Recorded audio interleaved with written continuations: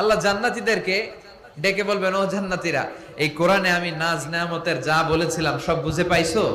সব জান্নাতীরা বলবে, আল্লাহ সব বুঝে পাইছি।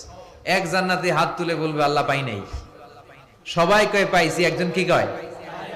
আল্লাহ বলবেন, সবাই বলল পেয়েছে, তুমি বললা পাও নাই, তাহলে তুমি বলো তুমি কি পাও নাই। ওই জান্নাতি বলবে, আল্লাহ আমরা আপনারে পাই নাই। আল্লাহ আপনারাই তো পাই নাই, কারণ এত কিছু পাইছি, আপনারে তো পাই নাই, আপনারা দেখি নাই তো। আল্লাহ বলবেন, তাই আমারে দেখতে মনে চায়, ঠিক আছে, কারণ জান্নাতীরা যাই চাবে তাই পাবে। তো তোমরা যখন আমারে দেখতে চাইছো, আমি ওই দেখাও দেবো, চিল্লায় এখন ঠিক কিনা? আল্লাহ তখন বিশাল কনফারেন্স রুম করবেন।